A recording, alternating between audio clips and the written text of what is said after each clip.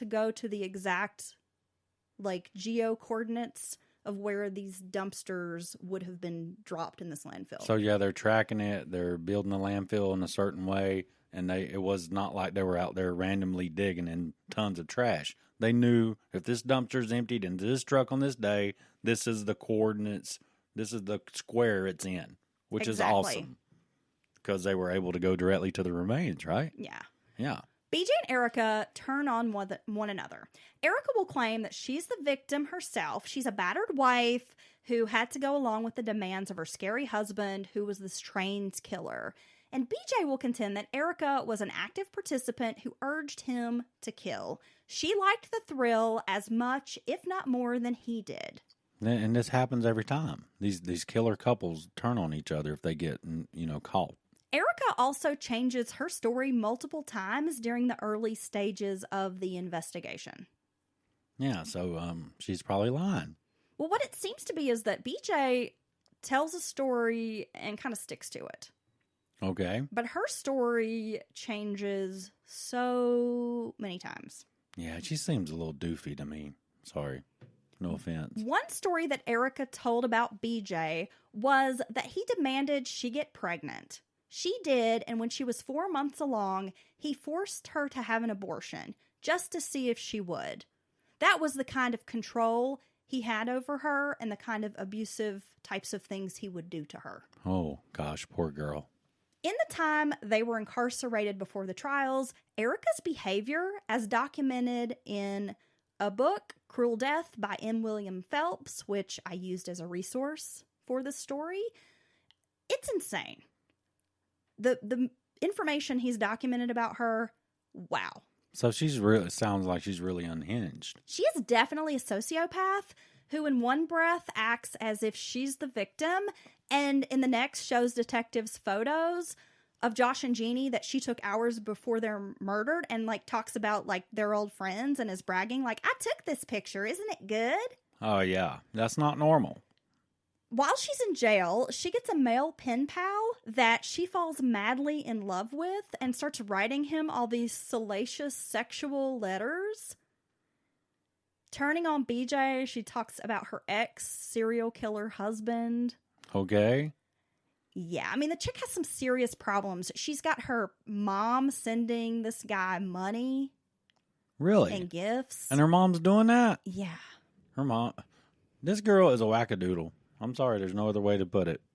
Initially, Erika was going to make a deal with the DA, but then at some point, she spent 4 hours talking to detectives without her attorney, much to her parents' and attorney's dismay, and basically confessed everything, including her involvement. And she just couldn't keep her mouth shut. Yeah. She likes an audience. She likes to be the center of attention. It doesn't even matter if it's bad attention.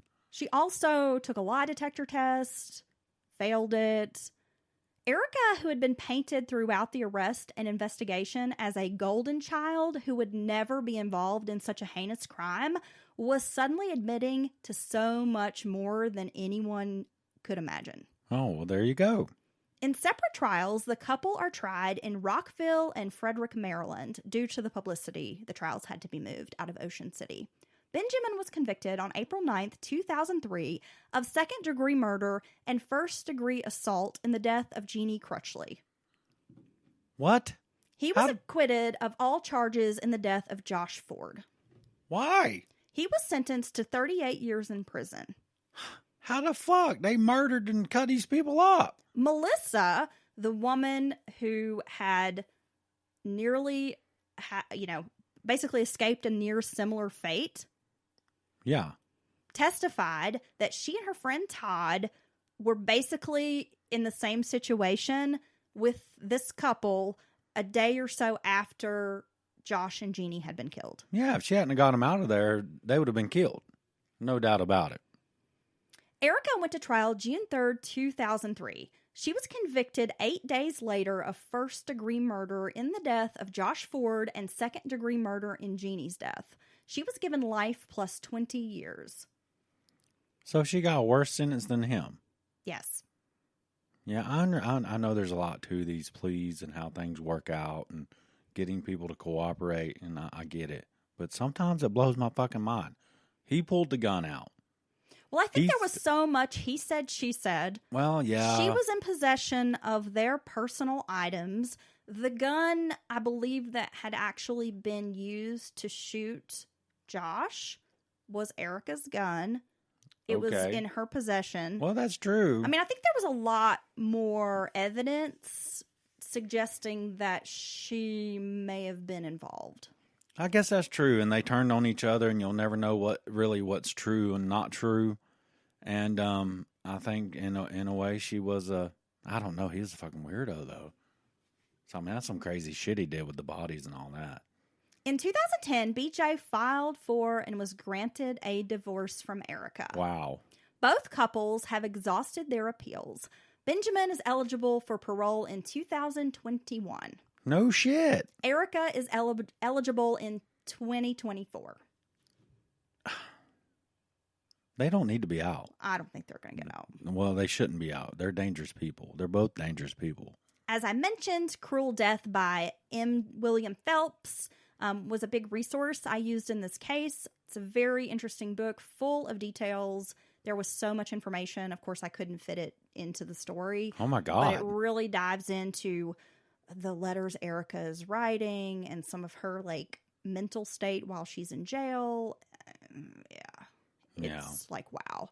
There's also a Forensic Files episode and killer couples that were used for this case. Oh, man, time and again, every time we talk about these couples, the Neelys, we talked about them.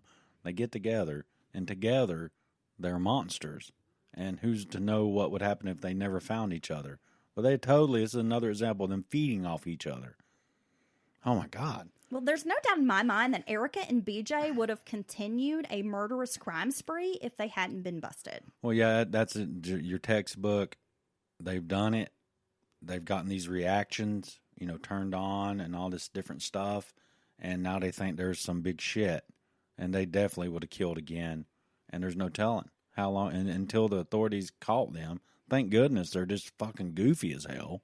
Like I said, if they were any more cunning and deliberate, they would have been even more dangerous.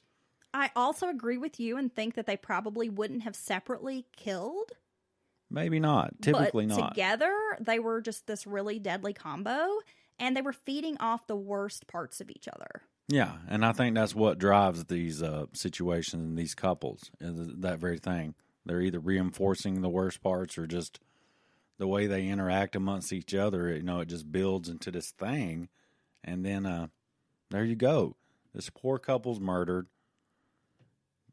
It's so monstrous what they do when they desecrate their bodies and stuff like that. I mean, I don't get it. The Sifrits are definitely, I think, labeled as thrill killers, but also hedonistic killers because they really seem to take pleasure in the murder.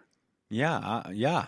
Oh, well, definitely. He's relishing in it. I mean, he's, it sounds like they probably could have, in that condo, obviously, maybe there wasn't people in, like when we went and had our couple of days away, that some of those units are empty. So maybe there's nobody around. They could have very well have hauled these bodies out without cutting them up. But he was relishing in that. He didn't mind that part at all. Yeah, it's very, very, very weird. Well, thanks for listening to episode 88 of Mountain Murders Podcast. You can follow Mountain Murders on Instagram and Twitter. We're also on TikTok. And you can download Mountain Murders wherever you get podcasts. Hit subscribe, leave us a 5-star review, and tell a friend about our Appalachian True Crime Show.